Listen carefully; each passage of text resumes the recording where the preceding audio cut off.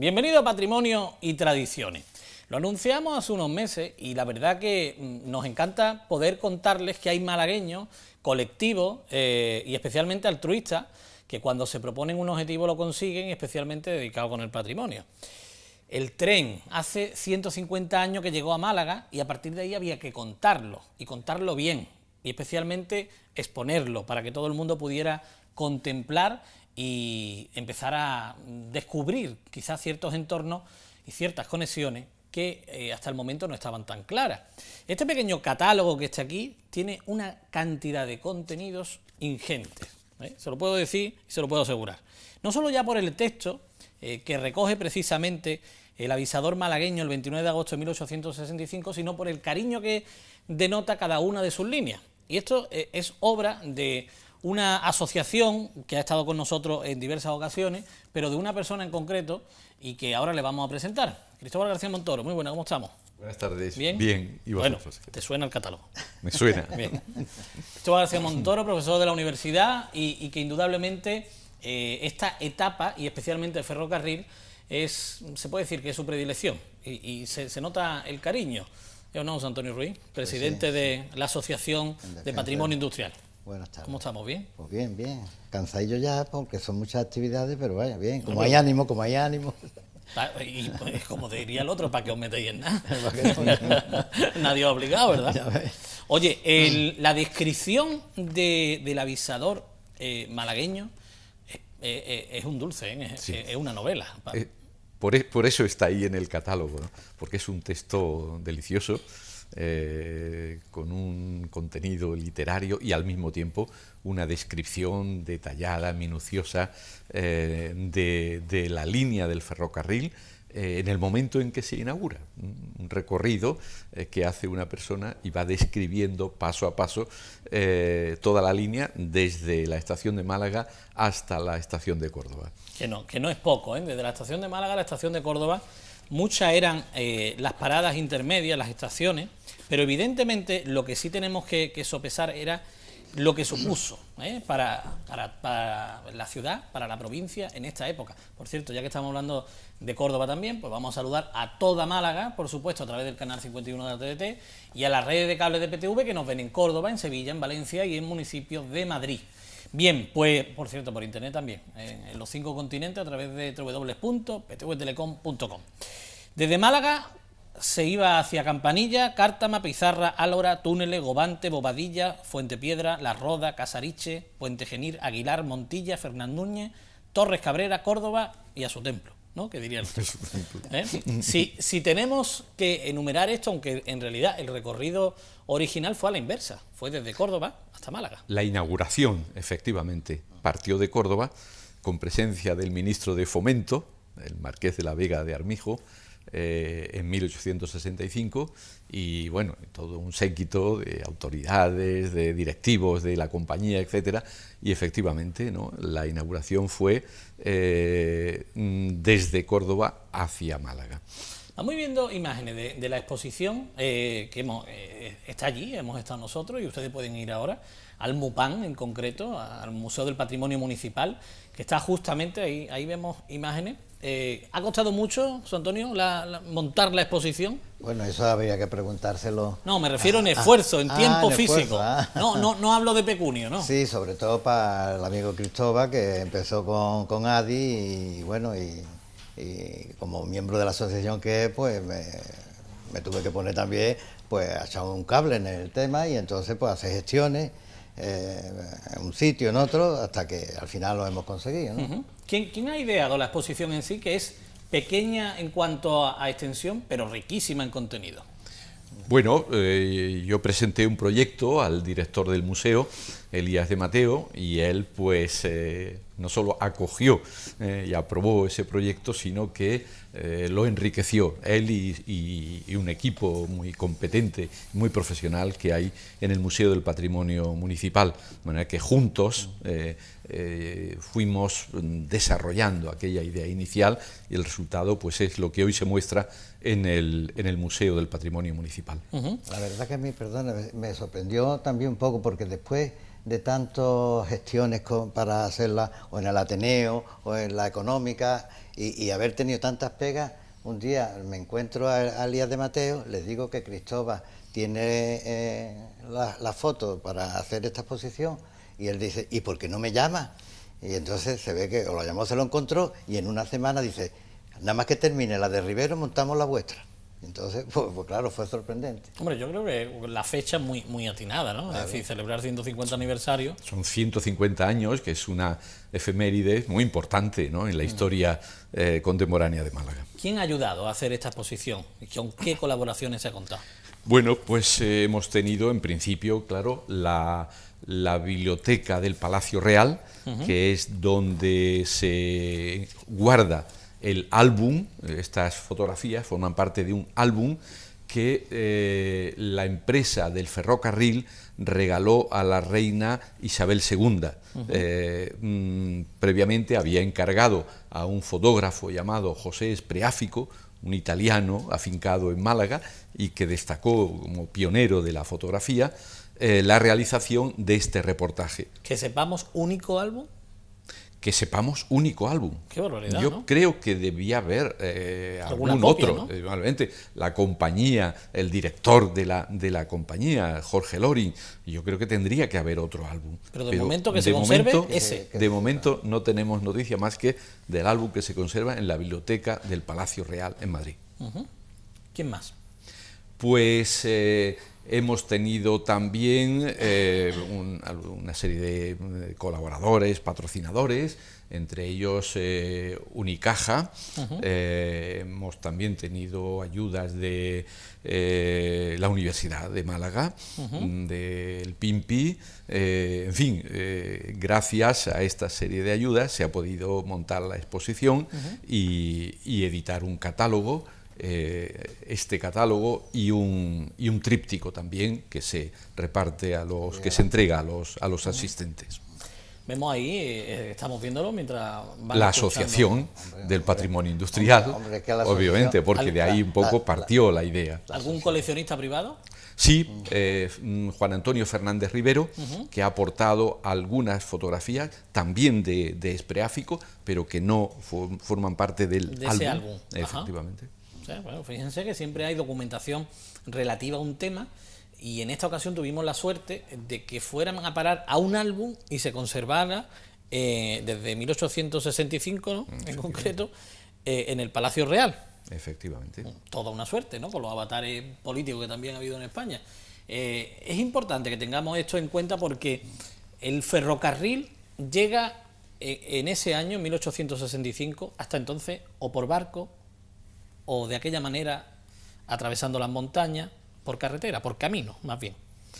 Eso lo revoluciona todo, ¿no? Y ahí lo tuvieron clarísimamente tres hombres principalmente, ¿no? Cierto. Lo que hemos llamado en la exposición, los que hemos llamado promotores de la línea del ferrocarril, Jorge Loring, Martín Larios y Tomás Heredia. Eran los tres empresarios más importantes de Málaga a mediados del siglo XIX y ellos pues pelearon mucho, ¿no?, para que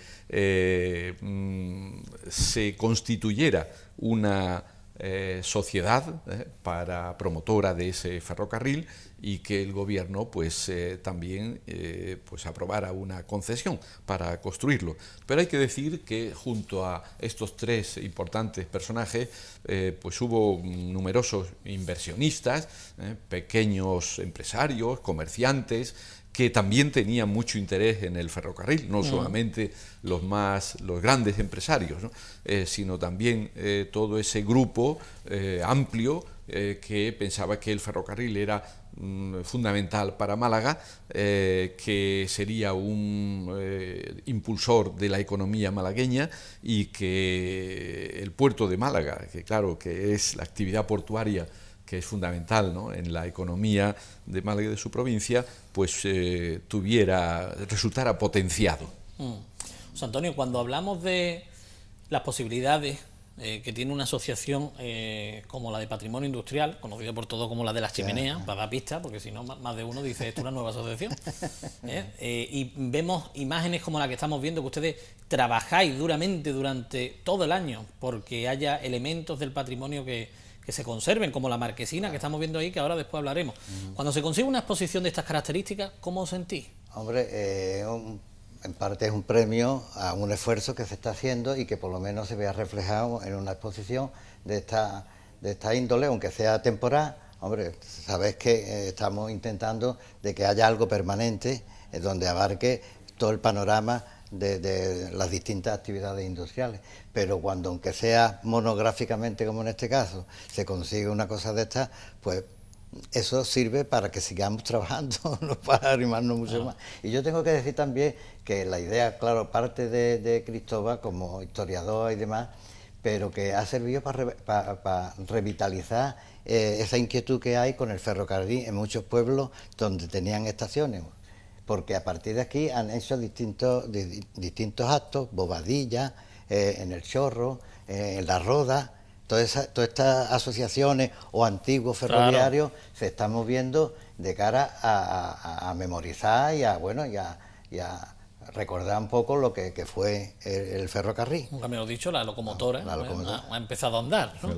Que además tengo que decir también que, porque hay mucha gente que siempre tratan de ridiculizarnos, que somos unos nostálgicos, que somos unos chatarreros, eso lo he dicho ya más de una vez aquí.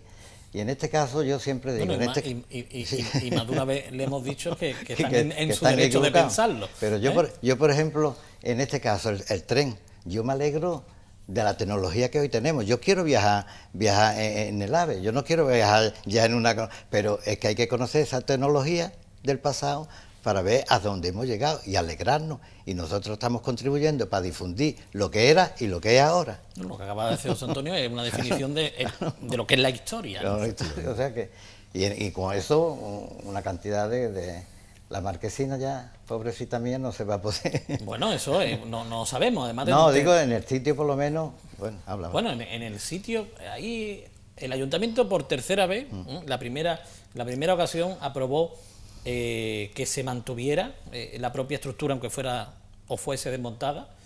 En la segunda ocasión votó el ayuntamiento, el pleno, que se conservara, aunque fuera en otro sitio, no se ha llegado a montar en otro sitio.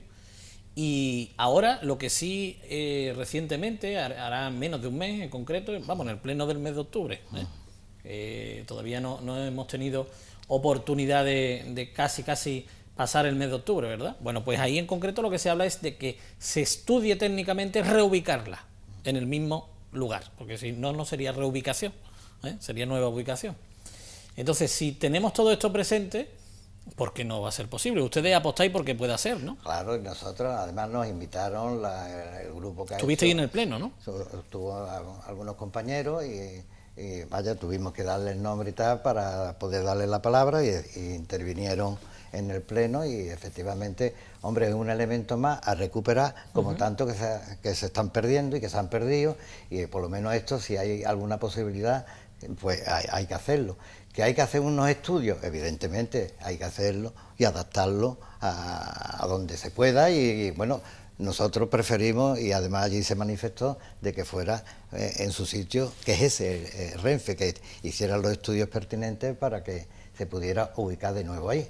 Y esa es la postura nuestra. Y ese fue el compromiso también del Pleno, de hacer ese estudio, a ver lo que sale. Supongo que después nos llamarán otra vez para que le echemos, en fin, un vistazo y decir si está bien, si no está bien, en fin. Ahí tiene imágenes de la marquesina, desde el interior, desde el exterior, una marquesina que estaba ubicada con los dos edificios históricos. Los dos edificios históricos, curiosamente, sí habían sufrido transformaciones, habían perdido los relojes que indicaban a los viajeros la hora de salida y llegada de los trenes.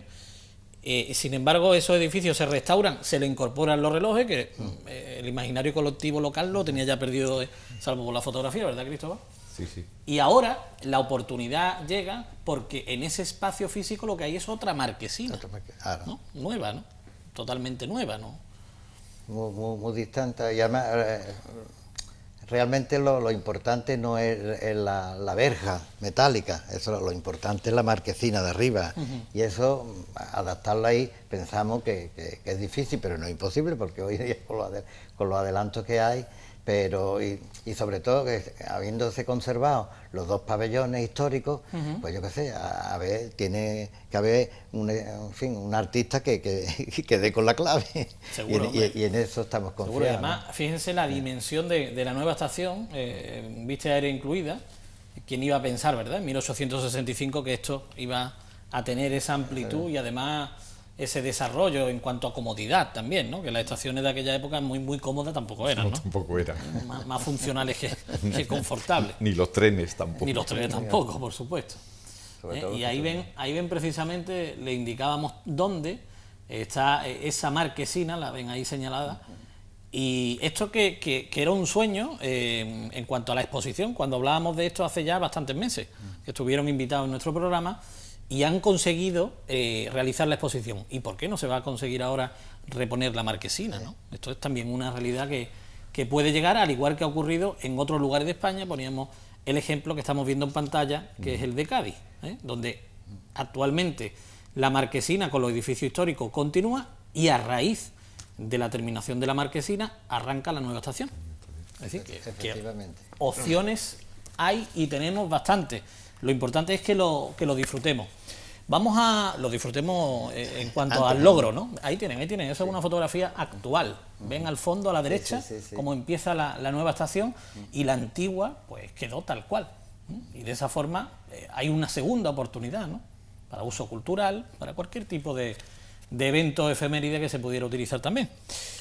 En el catálogo, nos ha hablado Cristóbal también del catálogo, del tríptico.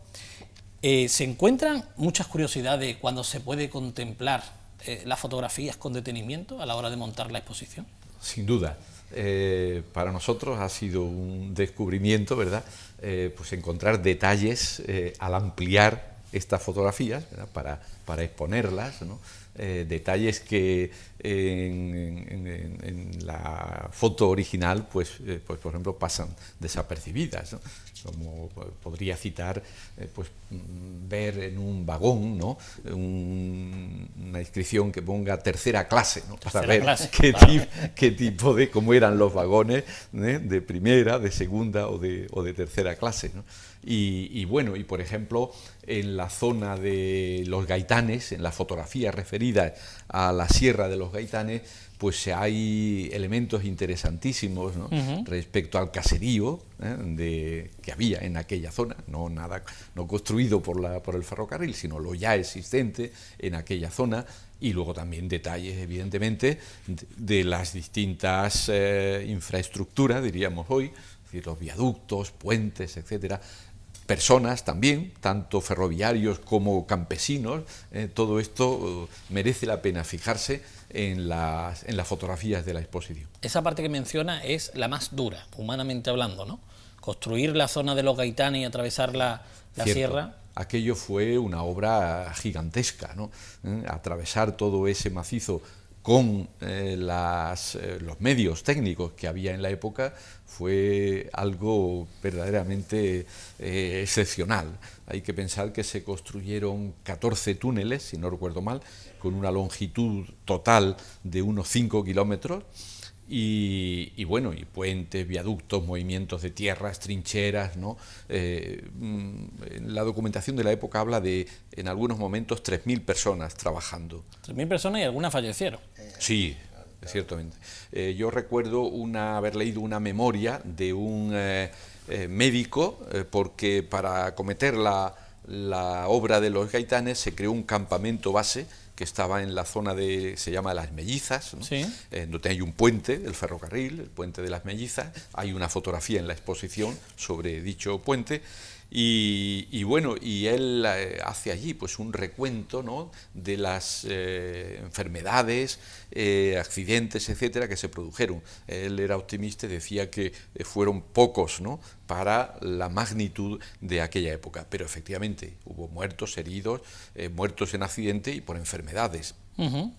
Bueno, pues hay fragmentos, y hablamos de un periódico del Avisador malagueño 1865, donde hace mención a esos 14 túneles que hablaba Cristóbal, y especialmente el cómo se entraba y se salía de un túnel, porque era algo también novedoso en la época, ¿no? Cierto, ¿no? Para muchas personas era una experiencia terrible, ¿no? Pero hay que pensar, ¿no?, en un túnel de cierta longitud. Se avisaba incluso antes de entrar, ¿no? Bueno, y el tren, ¿no?, pues con aquel ruido tremendo que tenían los trenes de la época, el humo. Había que cerrar la ventanilla corriendo, porque a la carboncilla se te metía en los... Claro. Y el humo y tal. Una experiencia para uno emocionante, para otros no tanto, ¿no? Una tragedia. Bueno, pues son cuestiones que ustedes pueden ver. El Museo del Patrimonio, que está en la Fuente de las Tres Gracias, de entrada gratuita para esta exposición, así que lo mejor es que vayan. ¿Hasta qué día está? Hasta el 10 de enero, ¿no? 10 de enero. 10 de enero. Sí, que puede ser un magnífico regalo de Navidad el darse un paseo por allí, ¿eh? E indudablemente disfrutar y aprender muchísimo. ¿El horario? ¿Os acordáis del horario? El horario, me parece que es de 9 o 9 y media a 1 de la tarde, y después por la tarde... De 5 a 8. Bueno, De 10, me parece que empieza a las 10. No estoy, de 10 a 1 y de 5 a 8. Pero vaya, eso es muy fácil. Sí, mañana y tarde, ¿no?, hay dos momentos en el día, ¿no?, en que se puede visitar con toda tranquilidad. como en este programa lo que nos gusta es crear sueños, para aquello del patrimonio, ¿la exposición se podrá ver en algún sitio? ¿Se sueña con que se vea en algún otro sitio? Pues no se ha hablado de eso todavía, pero yo creo que no habría inconveniente en que una vez terminada la exposición en el MUPAM pueda ir a cualquier otro sitio. Eso está abierto. Hombre, la intención es de que la asociación pudiera hacerse depositaria de dicha exposición, porque creo que somos los más indicados, sobre todo porque tendremos más posibilidades que el museo estará concentrado ahí nada más en pasearla por distintas localidades o barrios incluso de Málaga, ¿no? Claro. Nosotros ya sabe que queremos completar esta historia con una edición del almanaque que viene, del año que viene, también sobre el ferrocarril, que completa, no son las mismas fotos, algunas se repetirán, pero son distintas fotos de esas mismas vivencias. Y con su leyenda, con lo cual la difusión será mayor. Desde el tren que recogía a los trabajadores en la estación de Suburbano, que el otro día existió una excursión allí, Sí. nos iba dejando por las distintas fábricas a lo largo de la costa de Poniente, hasta, pues bueno, algunos elementos, fotografías de estaciones sobre todo, Sala de Bobadilla, Sala Antequera, en fin, se va a completar con... Sí. No, sí, ya está. No, que se va a completar Con la exposición. Perfecto. Y además la intención es presentarlo en la misma exposición. Bueno, vamos a invitar por si sale algún novio, para tener la exposición. Si todo fragua, ¿verdad? Porque ahora mismo está en el MUPAM y evidentemente es propiedad del MUPAM. Claro. Todo el material ha sido producido Claro. por el MUPAM, pero en fin, yo creo que hay posibilidades que una vez que termine de poder llevarla. En metros cuadrados, aproximadamente unos 70 metros cuadrados. Sí, ¿no? sí, 80. Es una Puede exposición ser, ¿no? que no requiere un espacio grande. Por eso digo lo de los novios. Si hay alguien que tiene 80 metros cuadrados y quiere darle uso, pues evidentemente con una exposición de esas características seguro que enriquece, con un continente de estas características y un contenido que pueda ubicarse en cualquier lugar, ya sea de Málaga, de la provincia o, por qué no, de la línea férrea Málaga-Córdoba. Claro. Podría ser algo también interesante, ¿no? Algo que pudiese dar pues mayor conocimiento a todo aquello que se acerque. Vamos a ir terminando porque no tenemos tiempo para más, pero tenemos al menos unas imágenes preparadas, cuatro fotografías de la Jornada del Patrimonio. Cuéntanos, porque estáis que no paráis en este año del patrimonio. Este año ha sido bastante completito. ¿Qué tenemos ahí? Anda, eso Antequera. Ahí está tú, Cristóbal, también.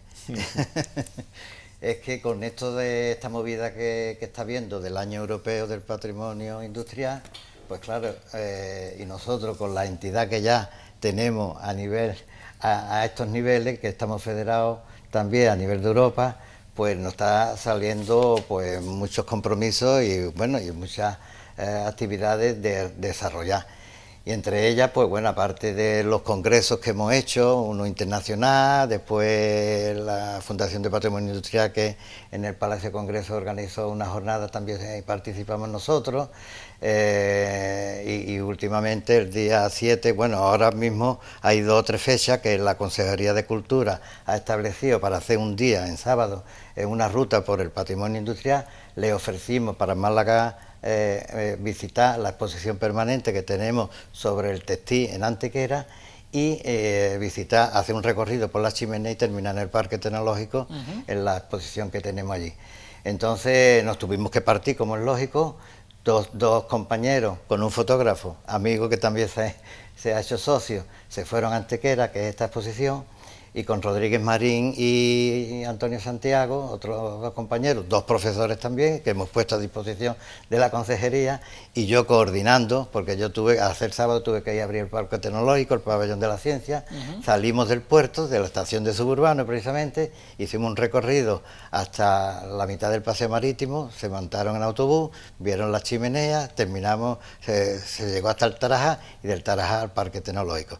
Es decir, 2 jornadas de mañana, una empezó a las 8:30, la otra a las 9, hasta las 1:30 o 2 de la tarde, y en la de Antequera se apuntó Cristóbal precisamente porque no lo había visto. Pero es muy interesante la de Antequera, él puede decir, esta es la del Parque Tecnológico, y esa es la colaboración que le hemos prestado en esta ocasión a la Junta. Y bueno, y abiertos estamos, no tenemos un duro, pero tenemos mucha voluntad. Pero mucha voluntad. Mucha voluntad.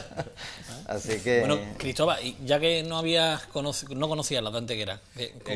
Sí, yo había estado hace mucho tiempo recorriendo el río de la Villa para ver restos de las antiguas fábricas textiles, pero lo que no conocía es el nuevo centro de interpretación que se ha creado allí, muy interesante, y recomiendo que se visite, en una de las antiguas fábricas, ¿no?, que ha sido restaurada, y entonces allí se puede ver una exposición en donde hay pues telares antiguos, en donde se explica muy bien todo el proceso de elaboración de los textiles. En fin, es una visita muy recomendable. Bueno, pues aprovechen, ya que se lo están recomendando, aprovechen, porque es importante conocer el patrimonio de la ciudad, de la provincia de Málaga, y de esta forma seguir divulgando, que hay mucho por hacer, todavía muchísimo por hacer, y evidentemente si no es por este tipo de colectivos que altruistamente van trabajando y van empujando a que la ciudadanía conociera todo aquello que le precedió, pues evidentemente no lo conoceríamos al mismo nivel. Esto está clarísimo. No se trata de hacer una publicación académica y que ahí quede, que es preciso. Hay que también divulgarlo en la sociedad, para que se comparta y al final incluso se enseñe con pasión, que es importante.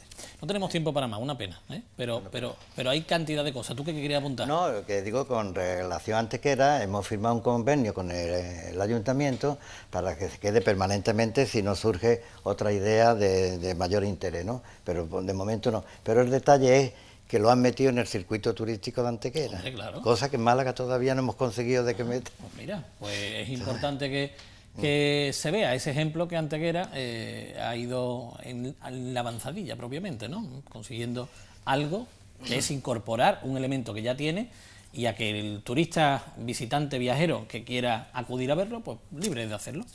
Muchas gracias a los dos por la asistencia. A vosotros. A seguir, que cada vez que me junto con ustedes me dais más entusiasmo todavía. Y estoy seguro que a la audiencia, y por eso lo reitero. Gracias. Eso esperamos.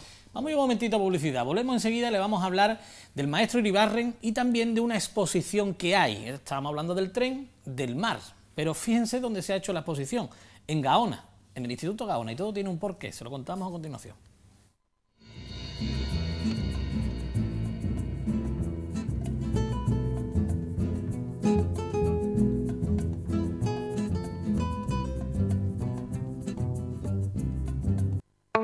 Una vez más, PTV Telecom ha marcado un nuevo hito en el desarrollo de las telecomunicaciones. Desde hace algunos meses, la operadora malagueña está desplegando por la ciudad una nueva red de fibra óptica, lo que le permitirá evolucionar hasta el nuevo sistema FTTH, que supone llegar con fibra óptica hasta el mismo hogar del abonado.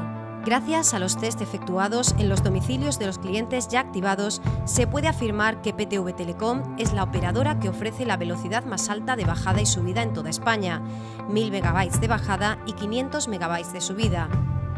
En el despliegue de esta red, PTV está realizando una importante inversión económica que repercutirá directamente en la calidad del servicio que ofrece a sus abonados. Las primeras conexiones FTTH se han implementado en los barrios de Teatinos, El Romeral, El Molinillo, Portada Alta, Segalerba, Capuchinos y la zona de la calle Castilla. En las próximas semanas se irán activando nuevas zonas hasta completar el conjunto de la ciudad. ¿Por qué somos diferentes en PTV Telecom con respecto a otras empresas de telecomunicaciones?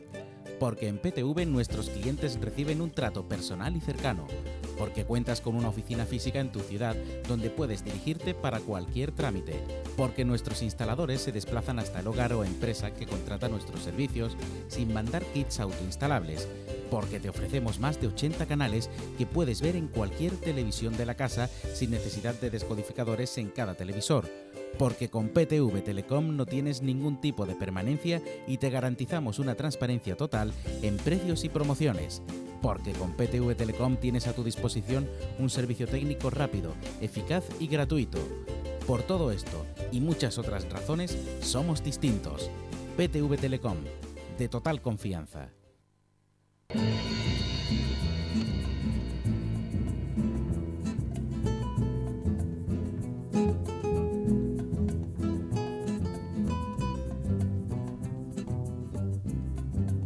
Pues tenemos poco tiempo, pero lo vamos a aprovechar y mucho. El programa de hoy, desde luego, va relacionado con que aprovechen las exposiciones y conciertos que hay en la ciudad. Son muchos, son muchos, pero nosotros hoy al menos vamos a detenernos en 3. Van a ver un cartel de Gaona y el mar, un cartel que les invita a que pasen por el Instituto de Gaona, un edificio singular, único en la ciudad y que merece la pena de ser visitado, y muchos dirán, ¿y cómo lo hago si es un instituto? Pues bueno, ahora tienen una oportunidad de lujo. Así que Gaona y el mar, el Real Colegio de San Telmo y la enseñanza de náutica en el Instituto de Málaga con mayúscula, porque era el que había. Recuerden las pruebas de acceso, por ejemplo, de Picasso, ¿verdad?, a finales del siglo XIX, y que indudablemente marcaban a la sociedad porque se iba al Gaona, que era el instituto que en un momento dado gozábamos en la ciudad. Empezó el día 6 de noviembre y estará hasta el 4 de diciembre. Allí en Gaona está la exposición. Se los recomiendo si han visitado con anterioridad el propio museo, la sala expositiva del Castillo de Gibralfaro.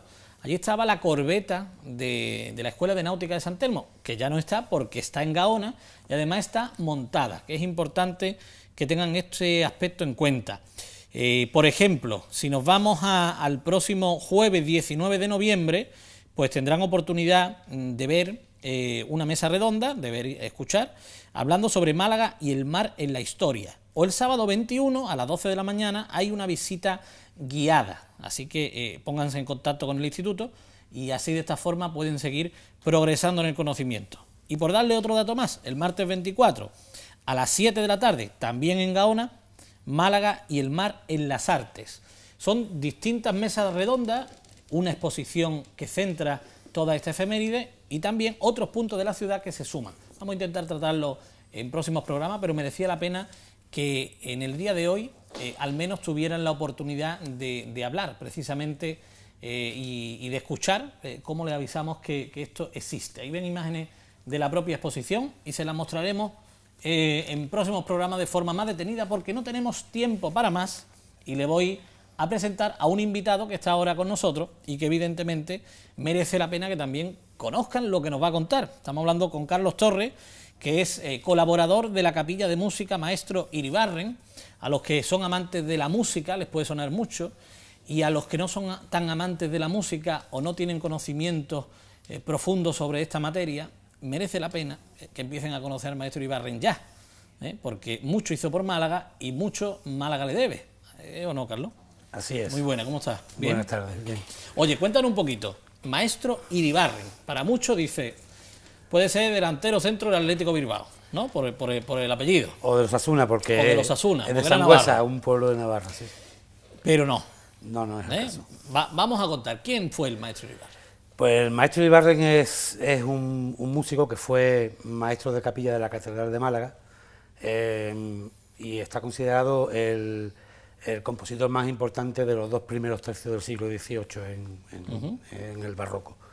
¿Y en Málaga qué hizo? Pues él, después de aprobar la oposición, de haber pasado por la Catedral de Valladolid, llegó aquí y fue maestro de capilla mucho antes de lo previsto, porque el capilla murió. Y entonces, pues, él compuso un gran número de obras, pero sobre todo lo más importante... Estamos viendo la página web, precisamente. Lo más importante es que fue quien creó el archivo capitular de la catedral, que conserva más de 3.000 obras, el libro de polifonía, de canto llano.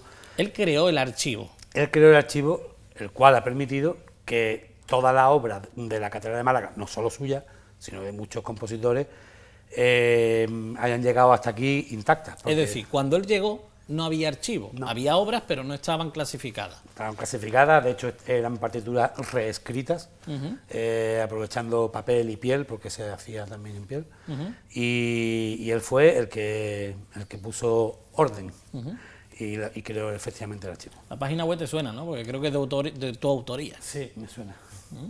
Muchas horas trabajando precisamente para divulgar al maestro Iribarren, ¿no? Sí, realmente lo que se pretende con esta página web es que se conozca lo que es la obra de Iribarren y, por supuesto, el trabajo de la capilla Maestro Iribarren. Se creó hace 10 años por iniciativa de Antonio del Pino. Creo que en Málaga, musicalmente, Antonio del Pino es más que conocido. Y entonces él es uno de las pocas personas que tiene acceso a la magia que supone ese archivo, porque ahí hay documentos históricos que uno no puede ni pensarlo. Cuando están en tus manos debe ser una sensación fuera de serie. Entonces, él es una de las personas que ha hecho, junto con otros músicos, transcripciones de esas partituras. De hecho, él ha basado sus publicaciones y tesis en los trabajos del maestro Iribarren. Y bueno, el hecho de ser uno de los 2 organistas de la catedral y de estar cerca de ese archivo, pues lo hace una persona muy privilegiada en este sentido. Claro que sí. Bueno, Antonio del Pino no puede estar con nosotros por cuestiones laborales, pero es importante que también lo tengamos presente, a ver si algún día se puede escapar, hombre, y se viene por aquí. Lo traeremos bien. O lo raptaremos. Sí, sí. Si no lo traemos, lo raptamos. De la oreja. ¿No? Pero que hay oportunidades para que ese archivo nos cale, ¿verdad? Y dices que un archivo musical, el privilegio de tocarlo, el privilegio es escucharlo, ¿no? Sí. Más bien, ¿no? Y eso hay una oportunidad precisamente en este mes de noviembre. Sí, este viernes... Este mismo viernes, día 21 a las 8:30, en el Palacio Episcopal va a haber un concierto de la capilla musical de música Maestro Iribarren, en el cual se van a interpretar 7 piezas que son realmente interesantes. Es una música que, si eres amante de la cultura, te va a apasionar.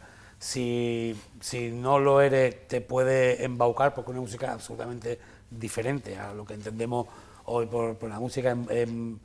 Es muy rica, con una poesía, evidentemente con el castellano del barroco, con una poesía preciosa que merece la pena. Además vienen unos intérpretes excepcionales, viene Rosa de María Caballero o Rocío de Frutos. Son 2 sopranos magníficas que además interpretan muy bien una música muy difícil de ser entendida cuando se canta. Eso es lo más importante que tienen las 2. En realidad es una oportunidad que está ahí. Lo único, bueno, el recinto es muy limitado, son 120 plazas, las entradas se venden en la taquilla del propio Palacio Episcopal, el precio es muy módico, es de 10 euros, y bueno, además va a ser un acto social muy interesante en el que van a venir el alcalde, el obispo, el presidente de la Confederación de Empresarios Malagueña, etcétera, etcétera. Si no existiesen conciertos de estas características, es decir, si las piezas de Iribarren estuvieran pues depositadas en el archivo, se iría muriendo la música de Iribarren, ¿no?